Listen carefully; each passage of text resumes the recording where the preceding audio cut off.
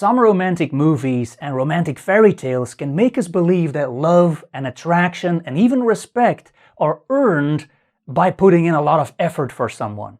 And so in real life, some people try to create a great love life by doing the same thing, putting in huge efforts for the person they like. But they often end up wondering why it's not working, why their love life isn't what it's supposed to be. I will tell you, effort is only half of the recipe. What most of those stories forget to mention is that for love and attraction and respect to be high, what we refuse to do is just as important as those efforts. Effort doesn't generate attraction and respect. It can increase existing attraction and respect, but it doesn't create it. Refusal does, the things we don't allow in our love life. Plus, when it comes to great men, they deeply respect women who refuse certain things. So I want to focus on 5 things that, when a woman refuses to do them, make her attract the right men, and also make these men go bananas. It lights up their fire, their passion, love, respect, attraction, everything. These men might even remember the relationship's anniversary every single year. So let's talk about it. If you don't know me yet, my name is Geert, I'm an author. I also go by the pen name Brian Knox.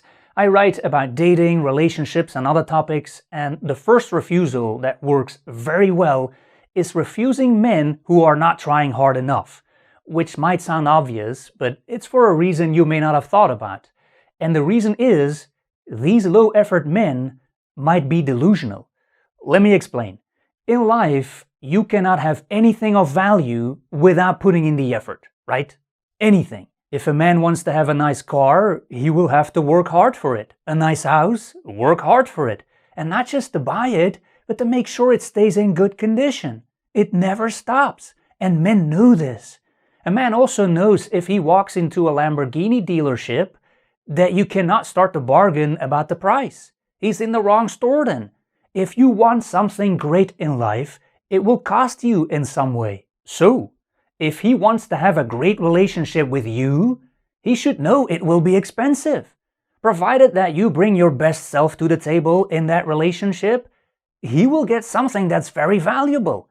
Your attention, your love, your efforts, your personality, your support. Why would that be free? Why would he be able to get all of that with minimal effort or by trying to bargain? You are expensive, and you should be. Being with you should require effort, and it should not be any other way. You will bring a lot to the table to make that relationship great. And also important, the right man for you is willing to put in that effort. He expects it. Please let that sink in. He expects it. If no effort is required, if it's too easy, he will think something is off. What's the catch here?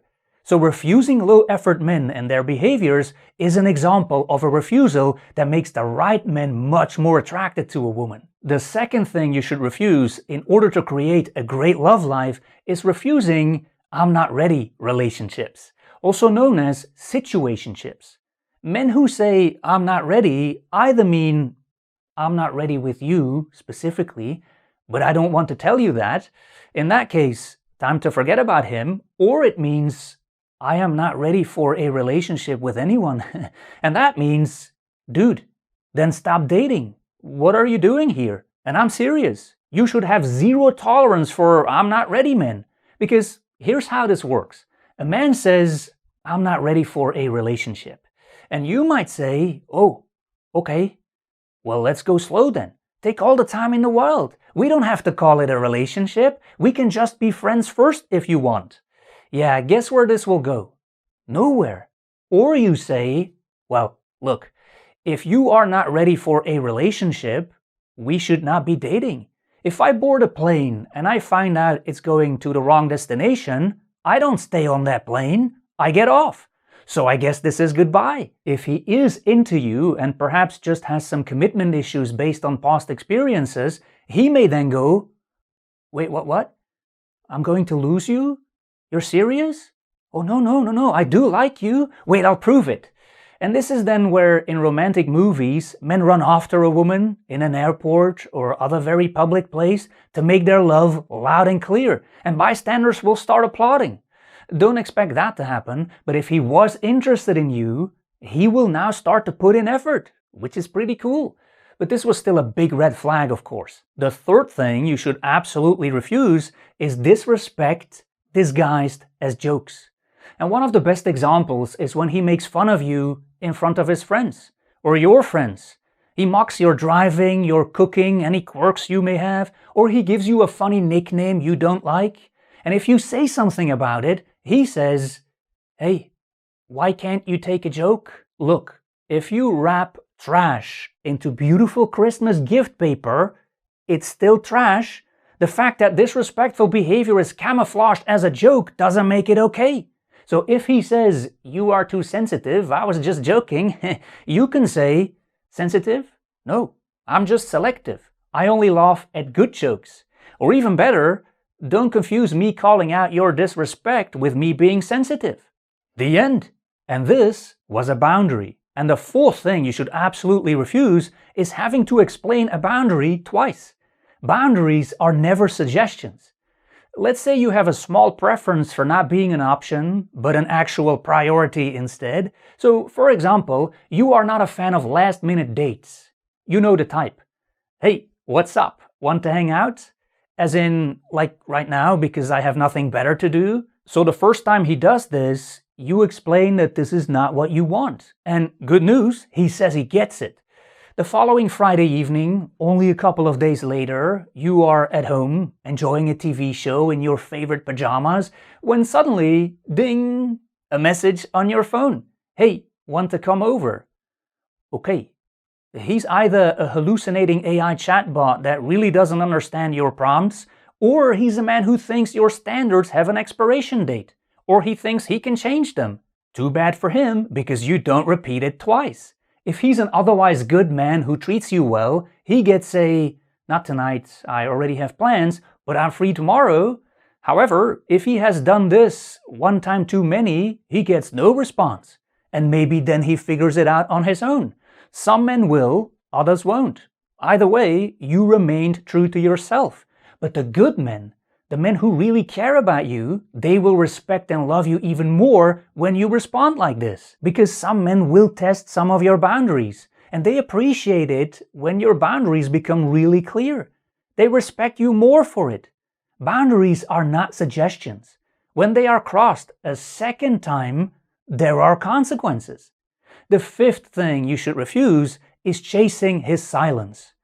This is obviously good for your own sanity, but this too is something that will increase attraction in a lot of men. When someone we like goes silent, it creates a gap between us and them. And the more we like them, the bigger the urge will be to close that gap. We want to reach out, we want to get a sign of life, we need reassurance. But the other person's silence actually says a lot. Or they are just busy and there's nothing wrong, or they don't like us. Either way, great reasons not to close the gap, to not start chasing them. Because if they do like us, we are giving them the space where their attraction can grow, where they can miss us. If they don't like us, well, they don't deserve us chasing after them. But it's specifically not a good idea with men, who are the chasers by nature. For most animals, it's the males who have to prove to the females that they are worthy of them. So the males do the chasing. If a female then starts chasing, it will feel off to a lot of males. Showing interest is always fine and even very desirable because most men otherwise have absolutely no idea they have a chance with you. But aside from that, it's the guy who should be putting in the effort. Why? Because you are expensive, as you should be. And he should also know you have plenty of options. There's no need to do any chasing or to be worried about his silence. Plus, he may have a good reason for it, like being genuinely busy or having low interest, and then he should be out anyway. Okay, I hope you found value in this video. If you did, please don't forget to leave a like and a comment. It helps the algorithm show this video to more people who might like it. And so you would help me and the channel a lot by leaving a like and a comment. I would really appreciate that. If you want more, you can find that on brianknox.com or on Amazon, where you will find my books by entering my pen name, Brian Knox, in the search box. You will then get a list of all of my books. And hey, Thank you for still being here at the very end of the video. I love it when you do that. So thank you, and I hope to see you in another video.